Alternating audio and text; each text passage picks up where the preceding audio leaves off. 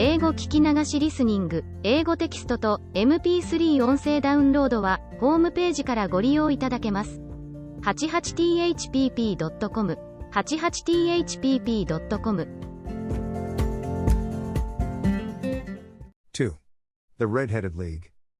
I had called upon my friend, Mr. Sherlock Holmes, one day in the autumn of last year and found him in deep conversation with a very stout, florid-faced, elderly gentleman with fiery red hair. With an apology for my intrusion, I was about to withdraw when Holmes pulled me abruptly into the room and closed the door behind me. "You could not possibly have come at a better time, my dear Watson," he said cordially. "I was afraid that you were engaged." "So I am. Very much so." "Then I can wait in the next room." "Not at all. This gentleman, Mr. Wilson, has been my partner and helper in many of my most successful cases, and I have no doubt that he will be of the utmost use to me and yours also." The stout gentleman half rose from his chair and gave a bob of greeting, with a quick little questioning glance from his small fat encircled eyes. "Try the settee," said Holmes, relapsing into his armchair and putting his fingertips together, as was his custom when in judicial moods. "I know, my dear Watson, that you share my love of all that is bizarre and outside the conventions and humdrum routine of everyday life. You have shown your relish for it by the enthusiasm which has prompted you to chronicle, and, if you will excuse my saying so, somewhat to embellish so many of my own little adventures. Your cases have indeed been of the greatest interest to me," I observed.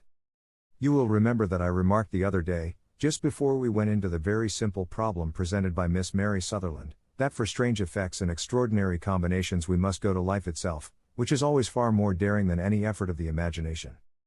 A proposition which I took the liberty of doubting." "You did, Doctor, but none the less you must come round to my view, for otherwise I shall keep on piling fact upon fact on you until your reason breaks down under them and acknowledges me to be right. Now, Mr. Jabez Wilson here has been good enough to call upon me this morning, and to begin a narrative which promises to be one of the most singular which I have listened to for some time. You have heard me remark that the strangest and most unique things are very often connected not with the larger but with the smaller crimes, and occasionally, indeed, where there is room for doubt whether any positive crime has been committed. As far as I have heard, it is impossible for me to say whether the present case is an instance of crime or not, but the course of events is certainly among the most singular that I have ever listened to. Perhaps, Mr. Wilson, you would have the great kindness to recommence your narrative. I ask you not merely because my friend Dr. Watson has not heard the opening part but also because the peculiar nature of the story makes me anxious to have every possible detail from your lips.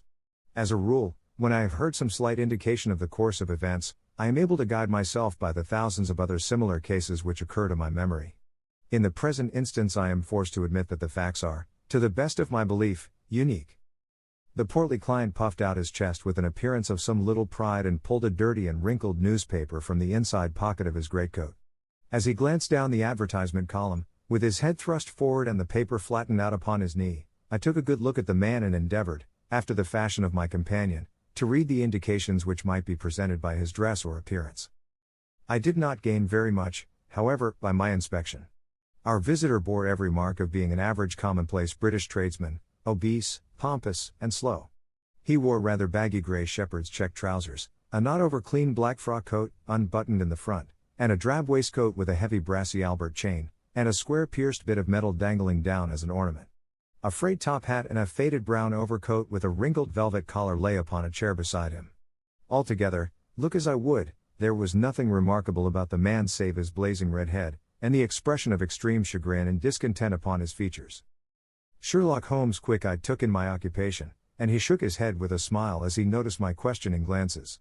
Beyond the obvious facts that he has at some time done manual labor, that he takes snuff, that he is a Freemason, that he has been in China, and that he has done a considerable amount of writing lately, I can deduce nothing else.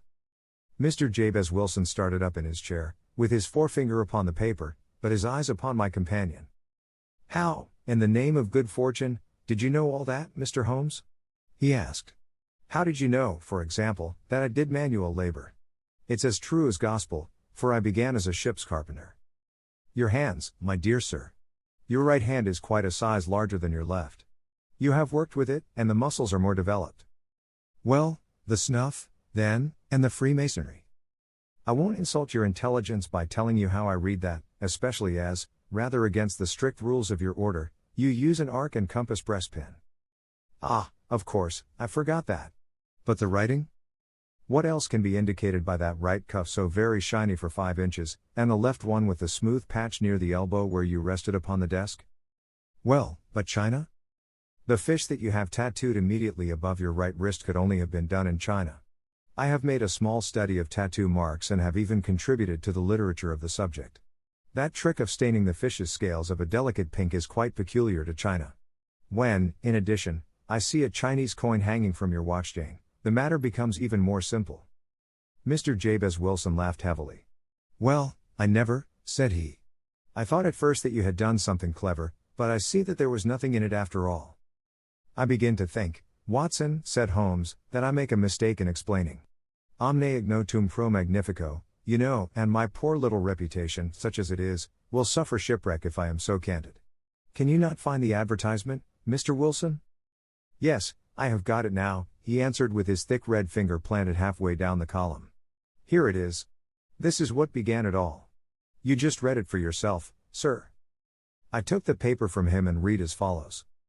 To the Red-Headed League, on account of the bequest of the late Ezekiah Hopkins, of Lebanon, Pennsylvania, USA, there is now another vacancy open which entitles a member of the League to a salary of £4 a week for purely nominal services. All red-headed men who are sound in body and mind and above the age of 21 years, are eligible. Apply in person on Monday, at 11 o'clock, to Duncan Ross, at the offices of the League, 7 Pope's Court, Fleet Street. What on earth does this mean? I ejaculated after I had twice read over the extraordinary announcement. Holmes chuckled and wriggled in his chair, as was his habit when in high spirits. It is a little off the beaten track, isn't it? Said he. And now, Mr. Wilson, off you go at scratch and tell us all about yourself, your household, and the effect which this advertisement had upon your fortunes.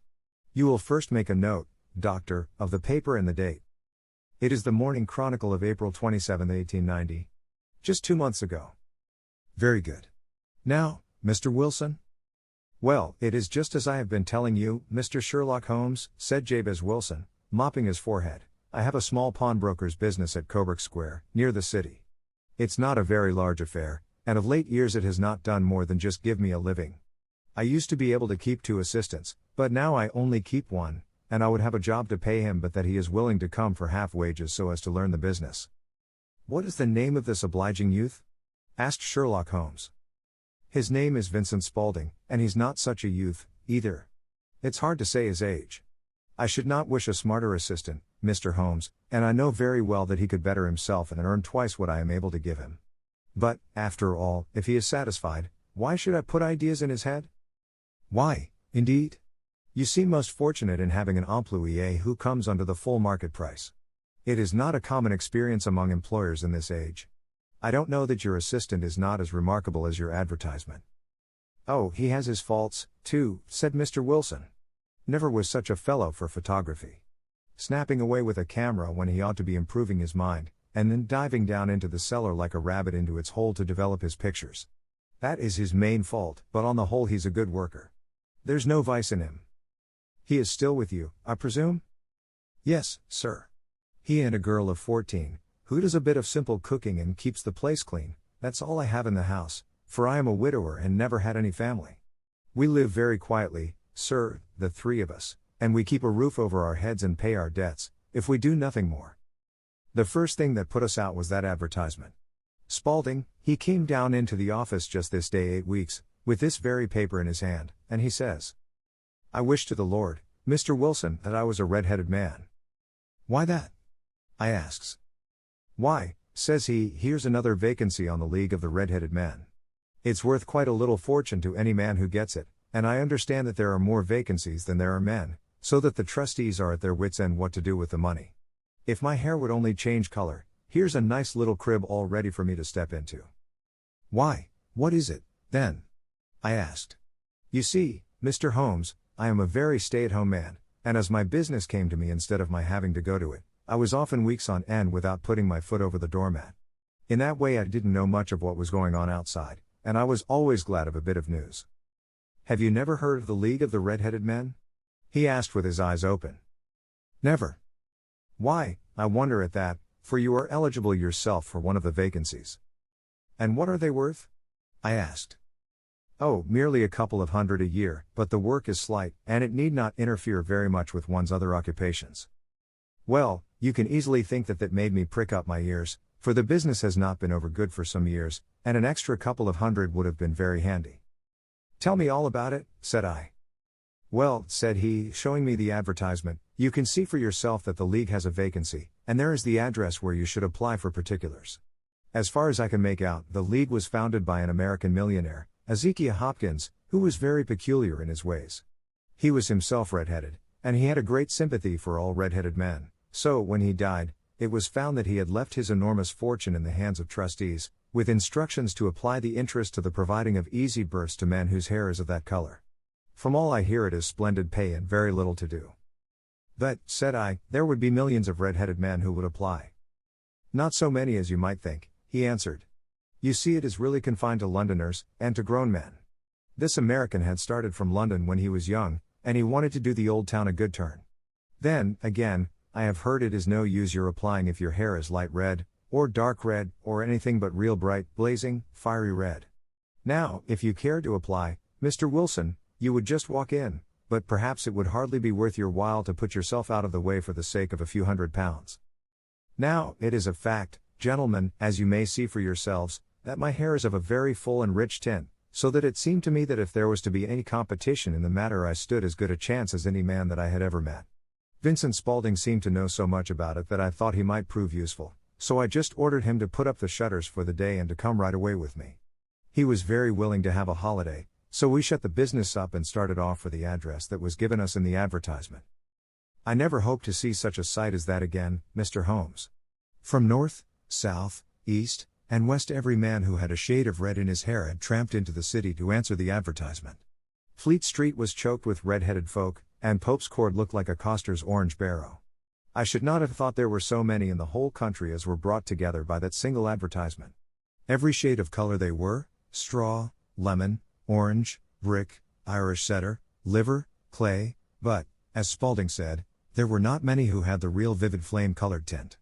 When I saw how many were waiting, I would have given it up in despair, but Spaulding would not hear of it. How he did it I could not imagine, but he pushed and pulled and butted until he got me through the crowd, and right up to the steps which led to the office. There was a double stream upon the stair, some going up in hope, and some coming back dejected, but we wedged in as well as we could and soon found ourselves in the office. Your experience has been a most entertaining one, remarked Holmes as his client paused and refreshed his memory with a huge pinch of snuff. Pray continue your very interesting statement. There was nothing in the office but a couple of wooden chairs and a deal table, behind which sat a small man with a head that was even redder than mine.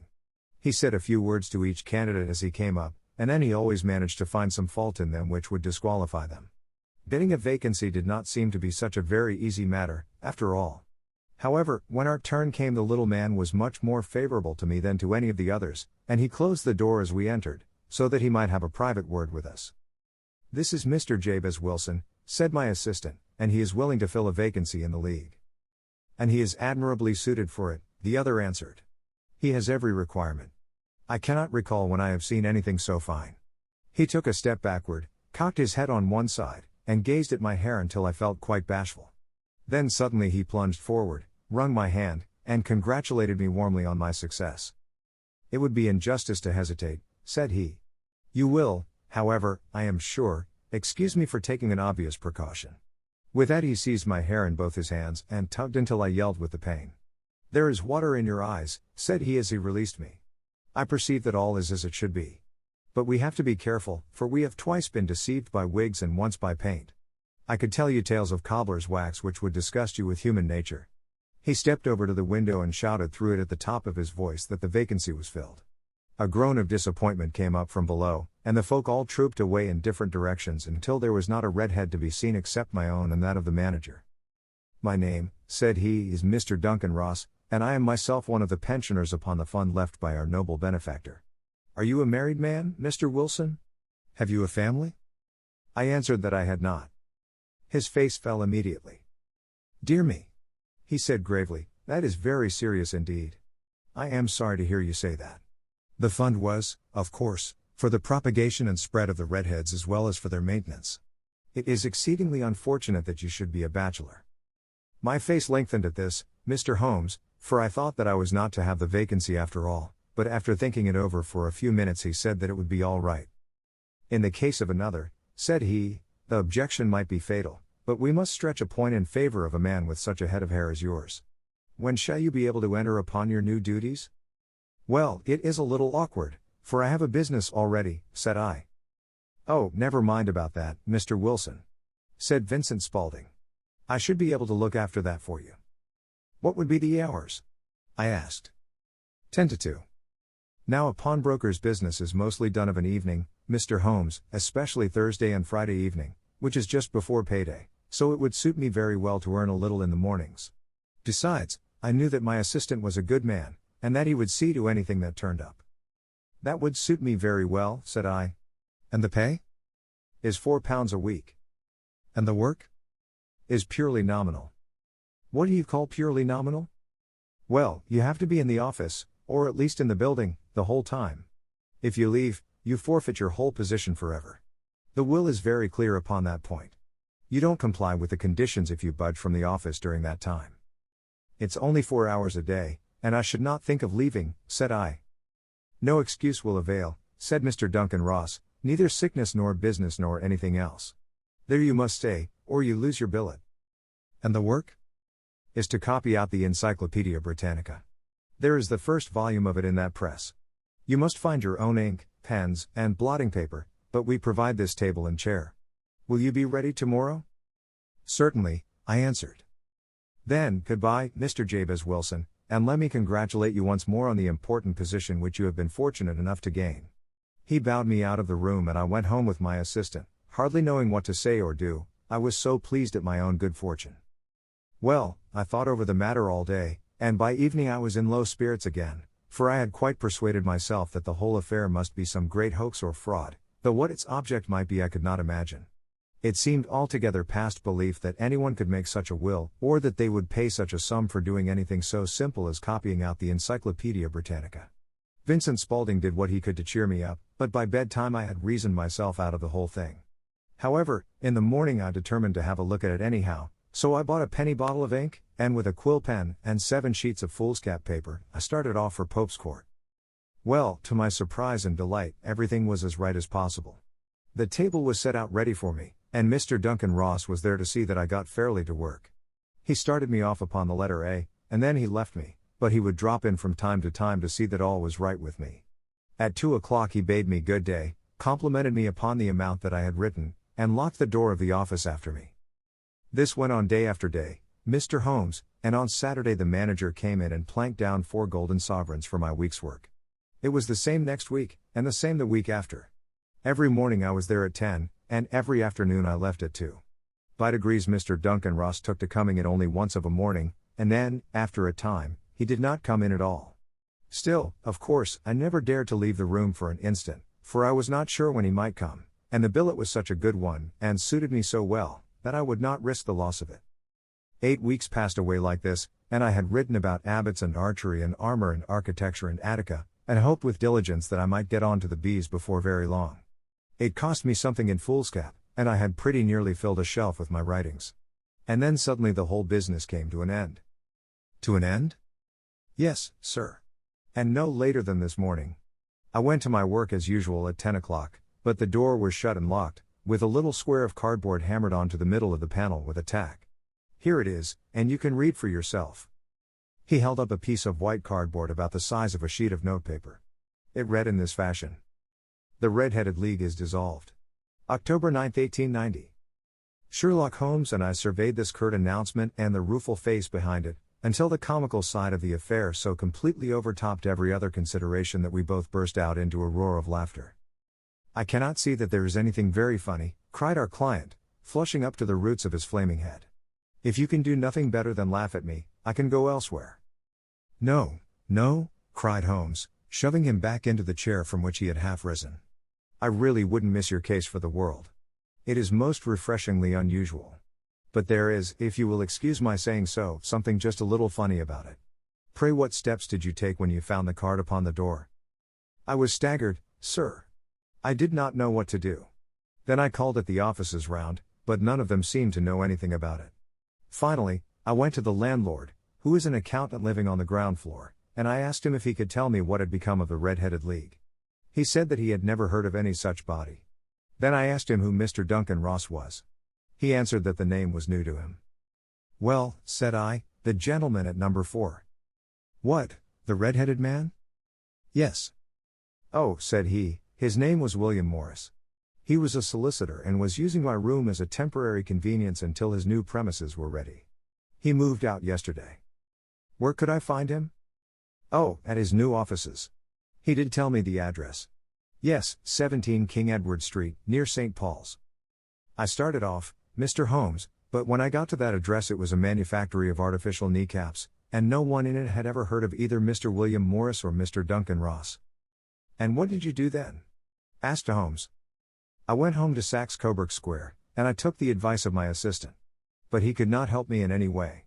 He could only say that if I waited I should hear by post. But that was not quite good enough, Mr. Holmes.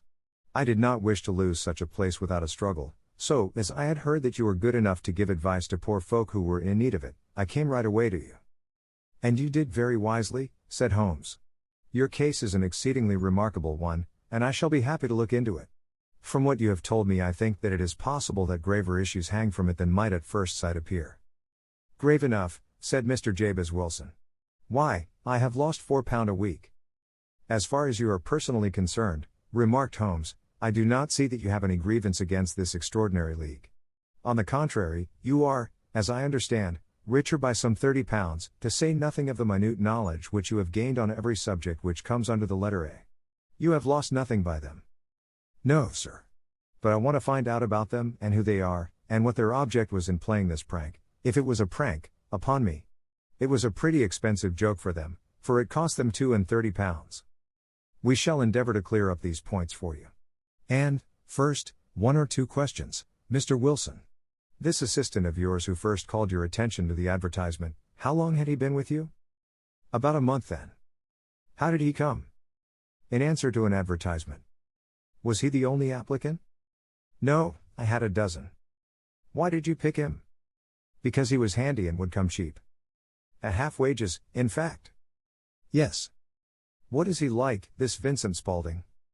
Small, stout-built, very quick in his ways, no hair on his face, though he's not short of 30.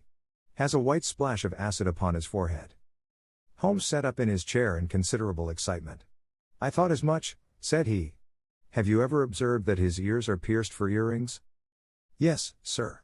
He told me that a gypsy had done it for him when he was a lad. Said Holmes, sinking back in deep thought. He is still with you? Oh, yes, sir, I have only just left him. And has your business been attended to in your absence? Nothing to complain of, sir. There's never very much to do of a morning. That will do, Mr. Wilson. I shall be happy to give you an opinion upon the subject in the course of a day or two. Today is Saturday, and I hope that by Monday we may come to a conclusion. Well, Watson, said Holmes when our visitor had left us, what do you make of it all? I make nothing of it, I answered frankly.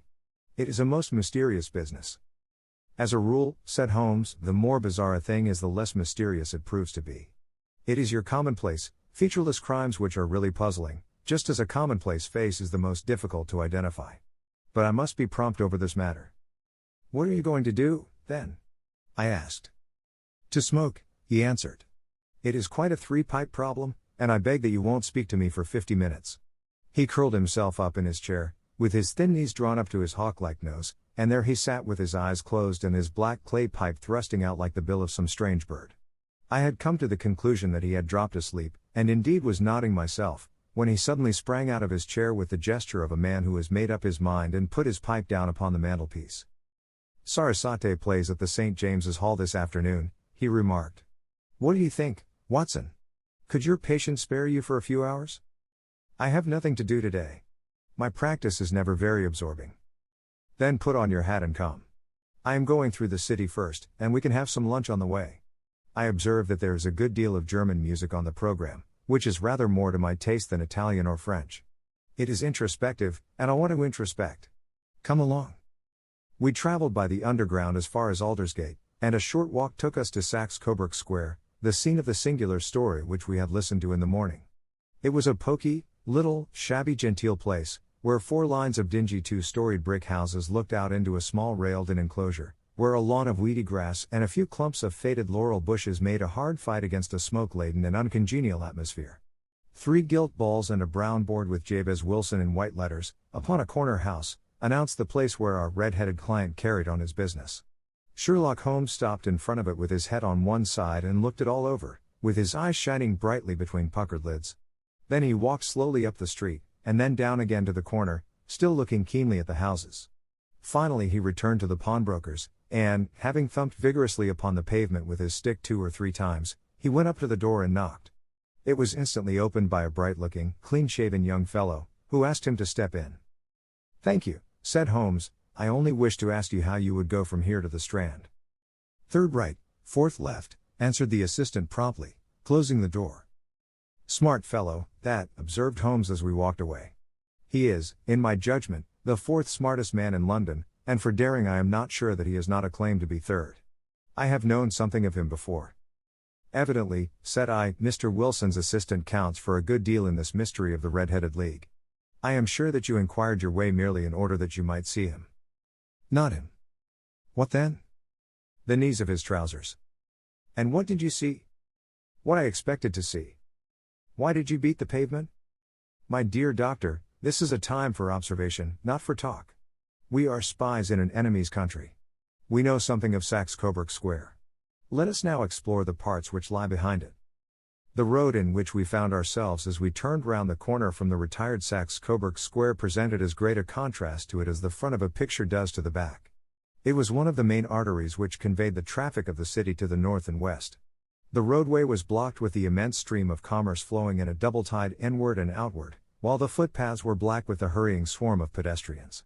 It was difficult to realize as we looked at the line of fine shops and stately business premises that they really abutted on the other side upon the faded and stagnant square which we had just quitted. "Let me see," said Holmes, standing at the corner and glancing along the line, "I should like just to remember the order of the houses here. It is a hobby of mine to have an exact knowledge of London. There is Mortimer's, the tobacconist, the little newspaper shop, the Coburg branch of the City and Suburban Bank, the vegetarian restaurant, and McFarlane's carriage building depot. That carries us right on to the other block. And now, doctor, we've done our work, so it's time we had some play. A sandwich and a cup of coffee, and then off to Violin Land, where all is sweetness and delicacy and harmony, and there are no red-headed clients to vex us with their conundrums." My friend was an enthusiastic musician, being himself not only a very capable performer but a composer of no ordinary merit. All the afternoon he sat in the stalls wrapped in the most perfect happiness, gently waving his long, thin fingers in time to the music, while his gently smiling face and his languid, dreamy eyes were as unlike those of Holmes the sleuth hound, Holmes the relentless, keen-witted, ready-handed criminal agent, as it was possible to conceive.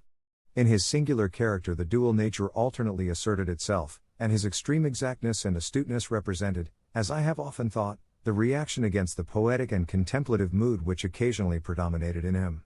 The swing of his nature took him from extreme languor to devouring energy, and, as I knew well, he was never so truly formidable as when, for days on end, he had been lounging in his armchair amid his improvisations and his black-letter editions. Then it was that the lust of the chase would suddenly come upon him, and that his brilliant reasoning power would rise to the level of intuition, until those who were unacquainted with his methods would look askance at him as on a man whose knowledge was not that of other mortals. When I saw him that afternoon so enwrapped in the music at St. James's Hall I felt that an evil time might be coming upon those whom he had set himself to hunt down. "You want to go home, no doubt, doctor," he remarked as we emerged. "Yes, it would be as well. And I have some business to do which will take some hours. This business at Coburg Square is serious." "Why serious?" "A considerable crime is in contemplation. I have every reason to believe that we shall be in time to stop it. But today being Saturday rather complicates matters. I shall want your help tonight." "At what time?" 10 will be early enough. I shall be at Baker Street at 10. "Very well. And, I say, doctor, there may be some little danger, so kindly put your army revolver in your pocket." He waved his hand, turned on his heel, and disappeared in an instant among the crowd. I trust that I am not more dense than my neighbors, but I was always oppressed with a sense of my own stupidity in my dealings with Sherlock Holmes. Here I had heard what he had heard, I had seen what he had seen, and yet from his words it was evident that he saw clearly not only what had happened but what was about to happen, while to me the whole business was still confused and grotesque. As I drove home to my house in Kensington, I thought over it all, from the extraordinary story of the red-headed copier of the encyclopedia down to the visit to Saxe-Coburg Square, and the ominous words with which he had parted from me. What was this nocturnal expedition, and why should I go armed? Where were we going, and what were we to do? I had the hint from Holmes that this smooth-faced pawnbroker's assistant was a formidable man, a man who might play a deep game. I tried to puzzle it out, but gave it up in despair and set the matter aside until night should bring an explanation. It was 9:15 when I started from home and made my way across the park, and so through Oxford Street to Baker Street. 2 hansoms were standing at the door, and as I entered the passage I heard the sound of voices from above. On entering his room, I found Holmes in animated conversation with 2 men, one of whom I recognized as Peter Jones, the official police agent, while the other was a long, thin, sad-faced man, with a very shiny hat and oppressively respectable frock coat. "Ha! Our party is complete," said Holmes, buttoning up his pea jacket and taking his heavy hunting crop from the rack. "Watson, I think you know Mr. Jones, of Scotland Yard? Let me introduce you to Mr. Merriweather, who is to be our companion in tonight's adventure." "We're hunting in couples again, Doctor, you see," said Jones in his consequential way. "Our friend here is a wonderful man for starting a chase. All he wants is an old dog to help him to do the running down."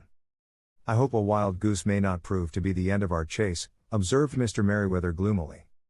"You may place considerable confidence in Mr. Holmes, sir," said the police agent loftily. "He has his own little methods, which are, if he won't mind my saying so, just a little too theoretical and fantastic, but he has the makings of a detective in him. It is not too much to say that once or twice, as in that business of the Sholto murder and the Agra treasure, he has been more nearly correct than the official force." "Oh, if you say so, Mr. Jones, it is all right," said the stranger with deference. "Still, I confess that I miss my rubber. It is the first Saturday night for 27 years that I have not had my rubber." "I think you will find," said Sherlock Holmes, "that you will play for a higher stake tonight than you have ever done yet, and that the play will be more exciting. For you, Mr. Merriweather, the stake will be some £30,000, and for you, Jones, it will be the man upon whom you wish to lay your hands. John Clay, the murderer, thief, smasher, and forger. He's a young man, Mr. Merriweather, but he is at the head of his profession, and I would rather have my bracelets on him than on any criminal in London. He's a remarkable man, is young John Clay. His grandfather was a royal duke, and he himself has been to Eton and Oxford. His brain is as cunning as his fingers, and though we meet signs of him at every turn, we never know where to find the man himself. He'll crack a crib in Scotland one week, and be raising money to build an orphanage in Cornwall the next. I've been on his track for years and have never set eyes on him yet. I hope that I may have the pleasure of introducing you tonight. I've had 1 or 2 little turns also with Mr. John Clay, and I agree with you that he is at the head of his profession. It is past 10, however, and quite time that we started. If you two will take the first hansom, Watson and I will follow in the second." Sherlock Holmes was not very communicative during the long drive and lay back in the cab humming the tunes which he had heard in the afternoon. We rattled through an endless labyrinth of gaslit streets until we emerged into Farrington Street. "We are close there now," my friend remarked. "This fellow Merriweather is a bank director, and personally interested in the matter. I thought it as well to have Jones with us also. He is not a bad fellow, though an absolute imbecile in his profession. He has one positive virtue. He is as brave as a bulldog and as tenacious as a lobster if he gets his claws upon anyone. Here we are, and they are waiting for us." We had reached the same crowded thoroughfare in which we had found ourselves in the morning. Our cabs were dismissed, and, following the guidance of Mr. Merriweather, we passed down a narrow passage and through a side door, which he opened for us. Within there was a small corridor, which ended in a very massive iron gate. This also was opened, and led down a flight of winding stone steps, which terminated at another formidable gate. Mr. Merriweather stopped to light a lantern, and then conducted us down a dark, earth-smelling passage, and so, after opening a third door, into a huge vault or cellar, which was piled all round with crates and massive boxes. "You are not very vulnerable from above," Holmes remarked as he held up the lantern and gazed about him. "Nor from below," said Mr. Merriweather, striking his stick upon the flags which lined the floor. "Why, dear me, it sounds quite hollow," he remarked, looking up in surprise. "I must really ask you to be a little more quiet," said Holmes severely. "You have already imperiled the whole success of our expedition. Might I beg that you would have the goodness to sit down upon one of those boxes, and not to interfere?" The solemn Mr. Merriweather perched himself upon a crate, with a very injured expression upon his face, while Holmes fell upon his knees upon the floor and, with the lantern and a magnifying lens, began to examine minutely the cracks between the stones. A few seconds sufficed to satisfy him, for he sprang to his feet again and put his glass in his pocket. "We have at least an hour before us," he remarked, "for they can hardly take any steps until the good pawnbroker is safely in bed. Then they will not lose a minute, for the sooner they do their work the longer time they will have for their escape. We are at present, Doctor, as no doubt you have divined, in the cellar of the city branch of one of the principal London banks. Mr. Merriweather is the chairman of directors, and he will explain to you that there are reasons why the more daring criminals of London should take a considerable interest in this cellar at present." "It is our French gold," whispered the director. "We have had several warnings that an attempt might be made upon it." "Your French gold?" "Yes. We had occasion some months ago to strengthen our resources and borrowed for that purpose 30,000 Napoleons from the Bank of France. It has become known that we have never had occasion to unpack the money, and that it is still lying in our cellar. The crate upon which I sit contains 2,000 Napoleons packed between layers of lead foil. Our reserve of bullion is much larger at present than is usually kept in a single branch office, and the directors have had misgivings upon the subject." "Which were very well justified," observed Holmes.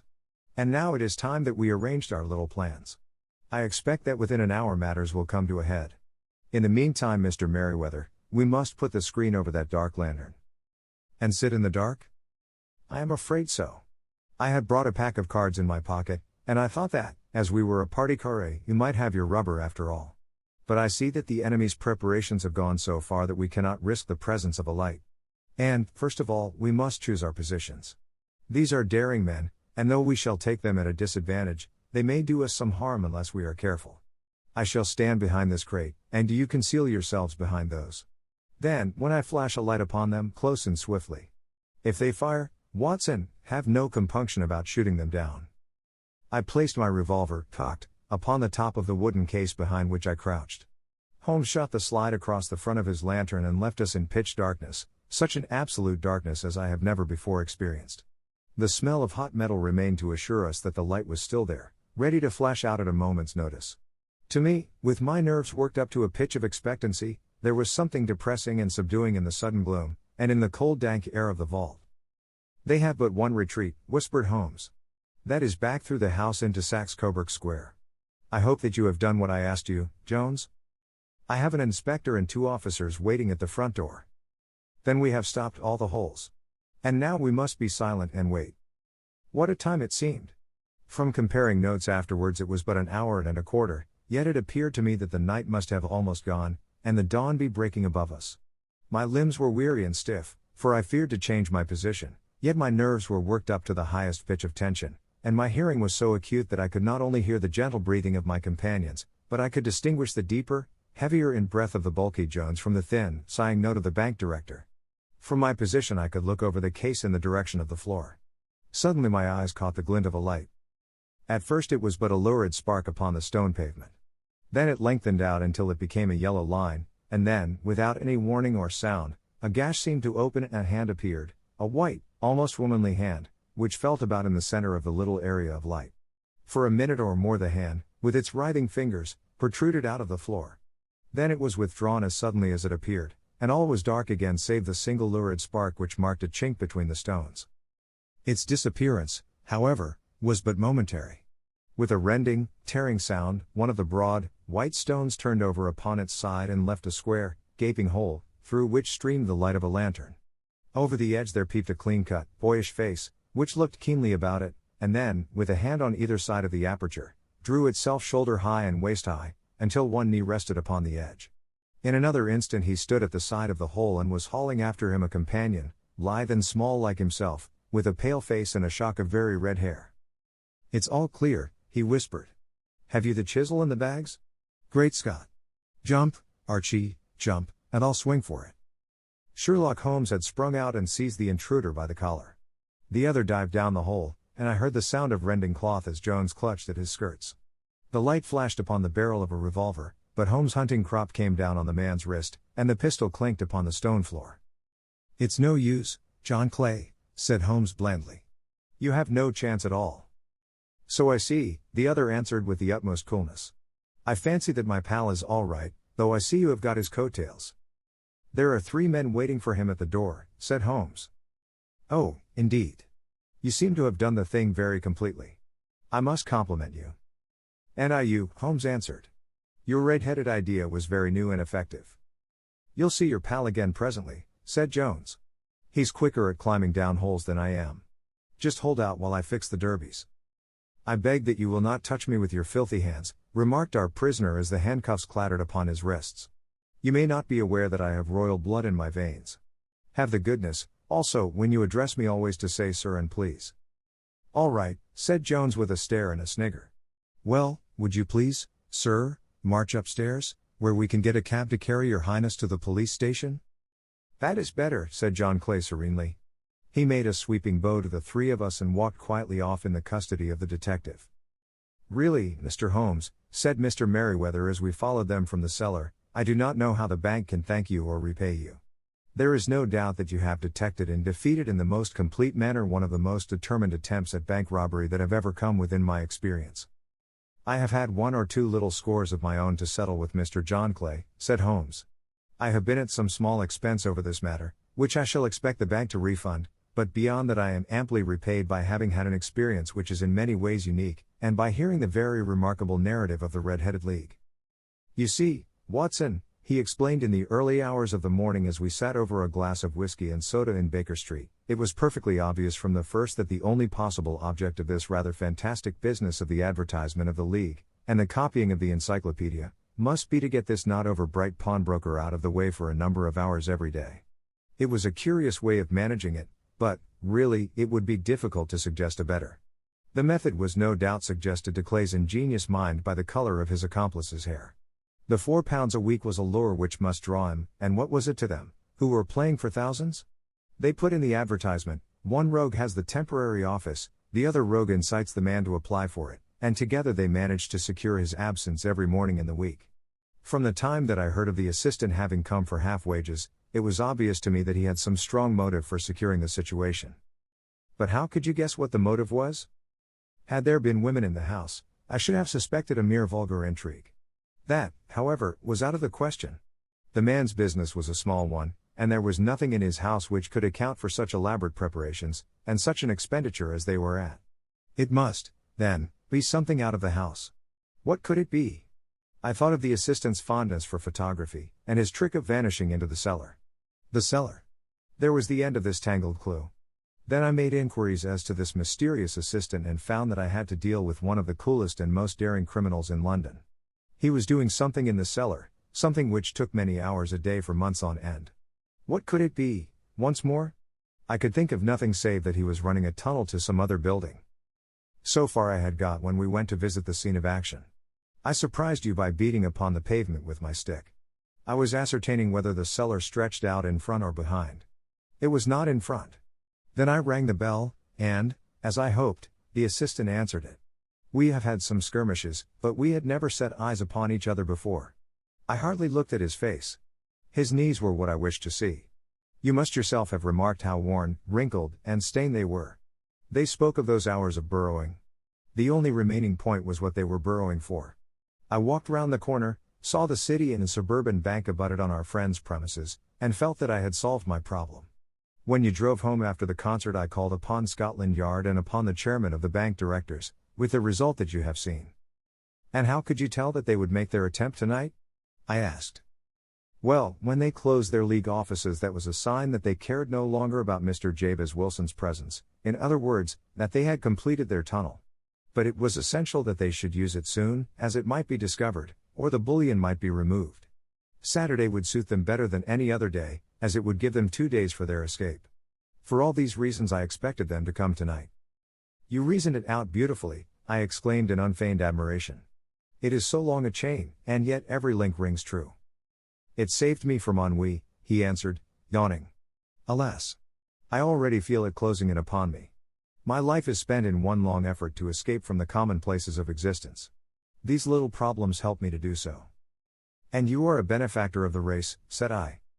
He shrugged his shoulders. Well, perhaps, after all, it is of some little use, he remarked. L'homme c'est rien, l'ouvre c'est tout, as Gustave Flaubert wrote to George Sand. 物語の続きは、ホームページからお聞きいただけます。また、テキスト、MP3 ダウンロードも合わせてご利用ください。88thpp.com 88thpp.com